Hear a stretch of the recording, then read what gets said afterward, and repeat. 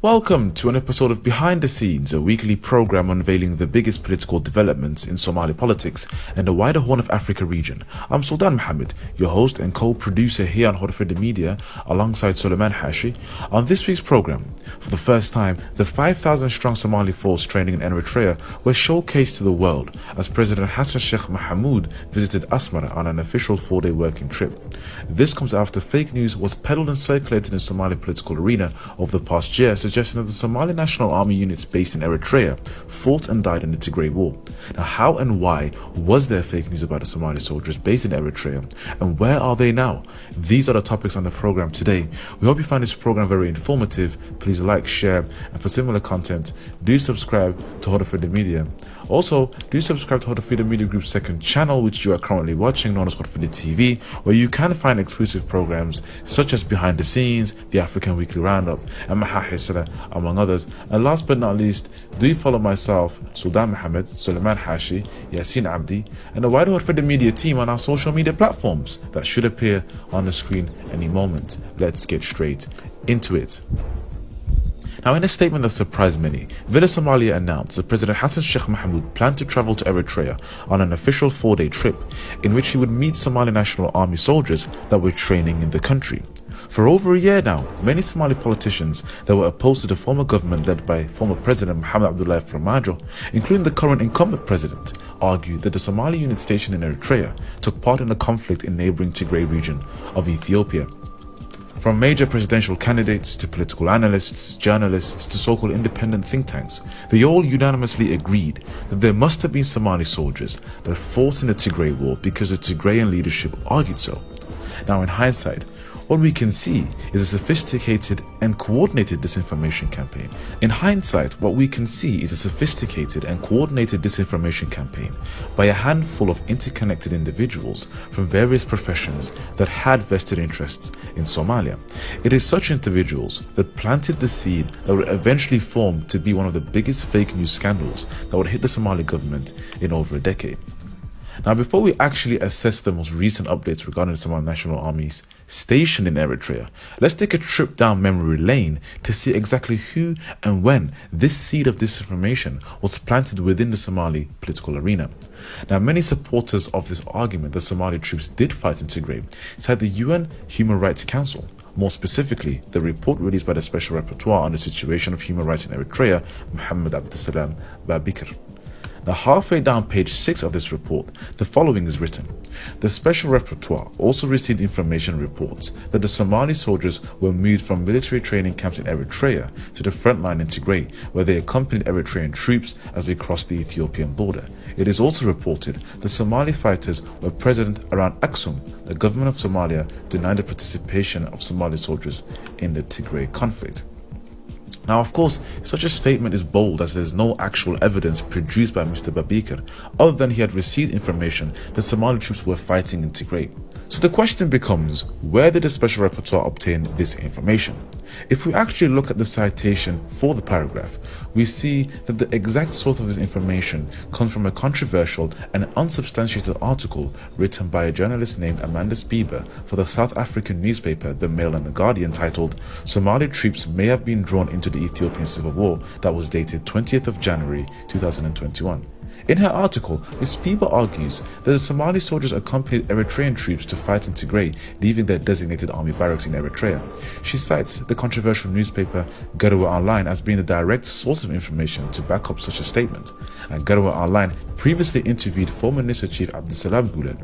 Mr. Guled previously served as the director of the Somali National Intelligence Security Agency between 2013 and 2017. Now, Guled told Garowe Online the Somali soldiers left their barracks and joined the war against the TPLF in the Tigray region alongside the Ethiopian army.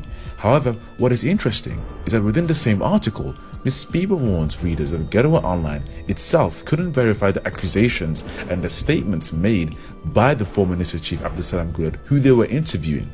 In fact, when Ms. Spieber interviewed Guled on behalf of the Mail and Guardian newspaper, Mr. Guled stated that his source of information was an unnamed Ethiopian official and an anonymous civilian woman that he claimed saw Somali fighters present around the ancient city of Aksum. However, of course, such sources lack any credibility and validity. especially when claims are of this magnitude. For instance, the Ethiopian Defense Force has Somalis within its ranks. Additionally, the Somali regional state in Ethiopia also deployed state troops to fight against the TPLF in Tigray.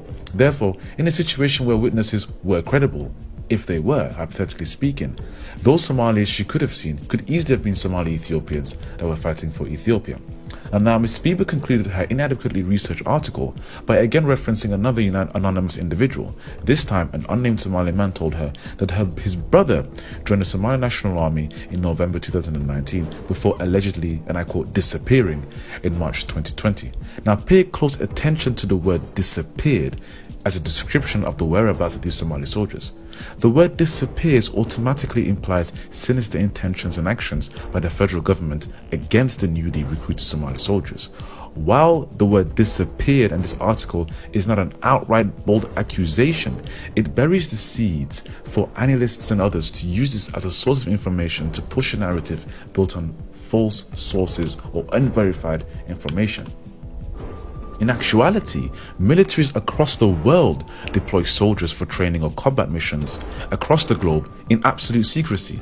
Take the US for example. US soldiers cannot inform their family members about certain locations and missions, yet many analysts and journalists, particularly Western, convey the picture in Somalia that the government must be evil if it is not conveying with the public sensitive state information that could be detrimental to national security if it were publicly announced, for instance. Like, for example, the position and the training of Somali soldiers in Eritrea could be a national security risk if it were to be exposed to the entire globe, including Somali's enemies and terrorists where they're positioned. So the burning question becomes, why are journalists and analysts that work for reputable or known organizations using these unverified statements and accusations in their articles?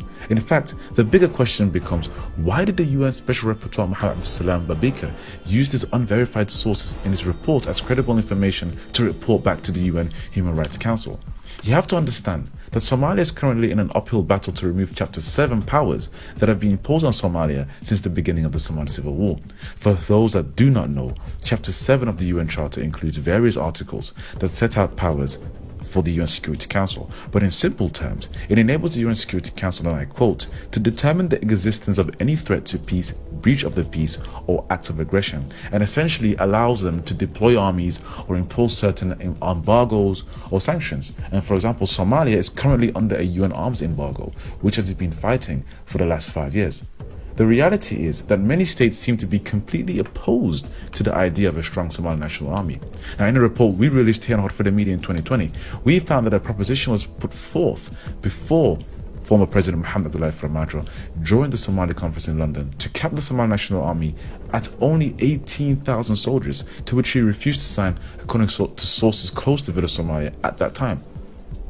Now, just to give you context of how small that is, the Metropolitan Police Force, which is the police force in the UK which is in charge of policing the Greater London area, has over 33,000 officers.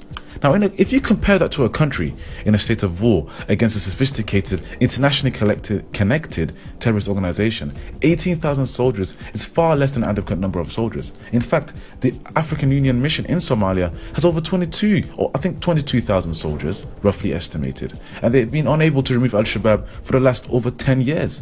So what makes these all countries assume that 18,000 Somali soldiers will do anything against Al-Shabaab if 22,000 African Union soldiers are struggling to do so at the moment? Now, many attempts have been made to substantiate these fake allegations. Many of you probably remember in June 2021, 5 men randomly appeared in Getaway claiming to be Somali soldiers that escaped training in Eritrea.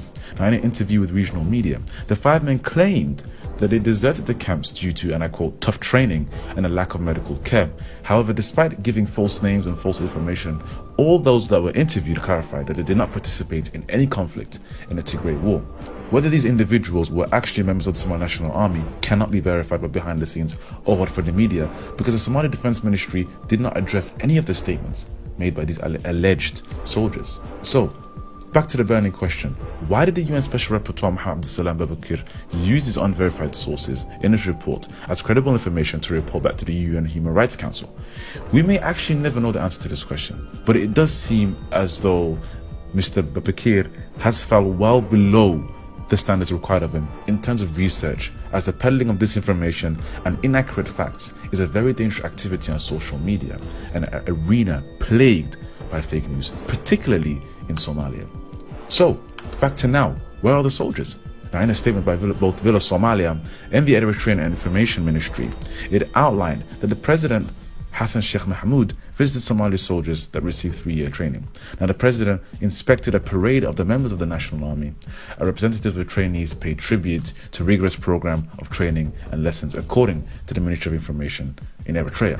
Now, sources have confirmed that some of those soldiers will be forming part of a special commandos unit, as well as some that specialize in open combat, for example, and others that specialize in rural combat. Now, the president also visited Somali Naval Forces training in the port city of Massawa. President Hassan Sheikh met and inspected military parade of speedboats of members of the Somali National Army, again according to the Ministry of Information in Eritrea. Now, in his message to naval trainees, President Hassan Sheikh expressed his confidence in them. Now, ultimately, what can we conclude from all of this? There's two things that I want to conclude for you. One, Somali soldiers in Eritrea didn't participate in any conflict in the Tigray region. Reports released by some newspapers, all the way to the UN reports, sourced unverified and unsubstantiated information from unknown and unnamed individuals, and there's literally no evidence. And on top of all of this, there's video footage now. There's actual video footage. The president has been there, the soldiers are there, no one's dead, nobody's missing. Well, dead as a result of the Tigray war. Secondly, President Hassan Sheikh Mahmoud seems to be surprisingly more committed than ever before to continue the work of the previous government, to work on the Somali National Army. He initially visited the Ministry of Defense in June, before traveling to Turkey to meet Somali soldiers in Sparta, before visiting Somali soldiers in Eritrea this week. Now, despite statements made in opposition, it seems as though Hassan Sheikh is following the trajectory he claimed he would be on in preparing Somalia for the final push to eradicate Al-Shabaab from our lands.